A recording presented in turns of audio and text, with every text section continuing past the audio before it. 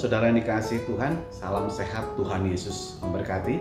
Siang hari ini saya mau sharing tentang panggilan Tuhan atas hidup kita.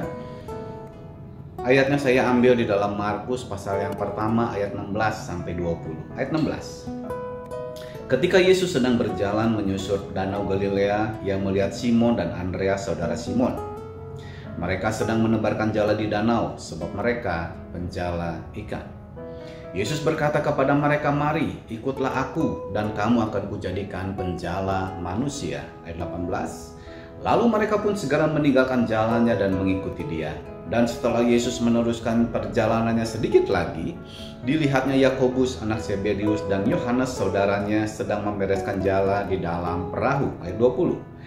Yesus segera memanggil mereka dan mereka meninggalkan ayahnya Zebedius di dalam perahu bersama orang-orang upahannya lalu mengikuti Dia. Diceritakan di sini di ayat 16 ketika Yesus sedang berjalan menyusur Danau Galilea. Saudara dikasihi Tuhan, ketika kita berjalan di pinggir pantai, tentu kita nggak sendirian. Banyak orang di sana, banyak nelayan di sana, banyak warga, banyak penduduk di sana yang hilir mudik dengan berbagai macam keperluan.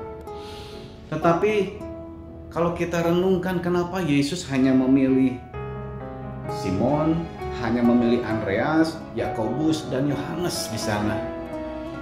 Di antara puluhan orang, di antara ratusan nelayan, kenapa Yesus hanya memilih 4 orang ini? Ketika saya renungkan, saudara, ada 3 hal alasan Tuhan Yesus kenapa di antara sekian ratus orang Tuhan Yesus hanya memilih 4 orang sebagai muridnya. Alasannya pertama adalah karena mereka sudah ditentukan dari semula. Yang kedua, karena mereka adalah orang-orang pilihan Allah. Yang ketiga, karena mereka sudah direncanakan oleh Tuhan untuk menjadi murid-murid Tuhan.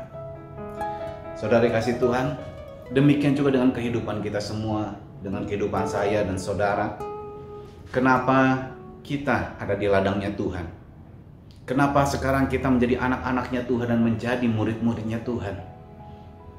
Apakah saudara berpikir kenapa sekarang saya ada di ladangnya Tuhan?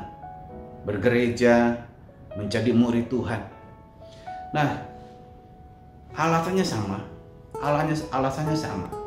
Yang pertama, karena kita sudah ditentukan dari semula. Bahkan sebelum dunia dijadikan, kita sudah ditentukan untuk menjadi murid-muridnya Tuhan. Yang setuju katakan amin. Yang kedua, kenapa hari ini kita berada dan menjadi muridnya Tuhan? Karena kita adalah orang-orang pilihannya Tuhan.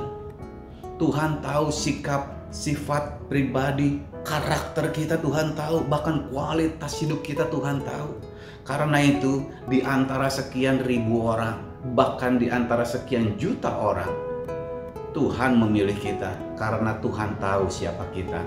Kita berharga di mata Tuhan. Kita ini spesial di mata Tuhan. Tuhan tahu kualitas hidup kita. Karena itu inilah alasan yang ketiga. Karena Tuhan punya rencana atas hidup kita dan melalui hidup kita.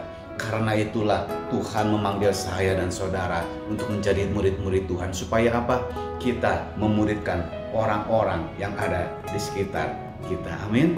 Nah, saudara dikasihi Tuhan, ketika kita menyadari alasan-alasan ini, kenapa di antara sekian ribu orang, kenapa di antara sekian juta orang, Tuhan hanya memilih kita untuk menjadi muridnya, memanggil kita untuk menjadi muridnya. Karena Tuhan tahu kualitas hidup kita. Tuhan punya rencana atas kita dan lewat kita Tuhan punya rencana untuk apa? Memenangkan jiwa-jiwa yang ada di sekitar kita. Kita ditempatkan di dalam keluarga kita supaya apa? Kita bisa menjala mereka, memenangkan mereka untuk menerima Yesus sebagai Tuhan dan Juru Selamat mereka dan memuridkan mereka. Kenapa kita ada di dalam sebuah komunitas? Karena Tuhan tahu kita punya kualitas di sana. Untuk apa? Memenangkan mereka, menjala jiwa-jiwa mereka, dan memuridkan mereka. Saudara dikasih Tuhan, jangan sia-siakan waktu yang ada. Hidup ini cuma sekali dan sementara. Mari maksimalkan waktu yang ada. Teruslah belajar menjadi murid, dan sebagai murid, tentunya sebagai murid tidak terus-menerus kita menuai keberhasilan. Ada kalanya kita mengalami kegagalan, kita mengalami dan mendapatkan nilai jelek di dalam rapor kita. Tetapi itulah murid. Belajar dari kekalahan, belajar dari kesalahan, belajar dari kegagalan. Kualitasnya lebih sempurna, saudara yang dikasihi Tuhan. Amin. Oleh karena itu saudara, ketika kita gagal, ketika kita kalah, bangkit, segera bangkit, segera bangkit, segera bangkit. Mulai lagi, belajar lagi, sampai kita mengalami keberhasilan dan kemenangan di dalam kehidupan kita. Amin. Nah, saudara dikasih Tuhan, kemudian selanjutnya adalah kerjakan apa yang Tuhan perintahkan. Kerjakan apa yang Tuhan perintahkan. Jadikan semua bangsa muridku. Kerjakan apa yang Tuhan perintahkan. Belajar dari nol, menjadi saksi Kristus. Saksikan kehidupan kita. Amin. Kemudian yang terakhir, jadilah bagian dari penggenapan rencana Allah lewat hidup kita. Amin. Maksimalkan hidup kita. Itulah tugas dan panggilan kita menjadi seorang murid Kristus. Amin. Tuhan Yesus memberkati.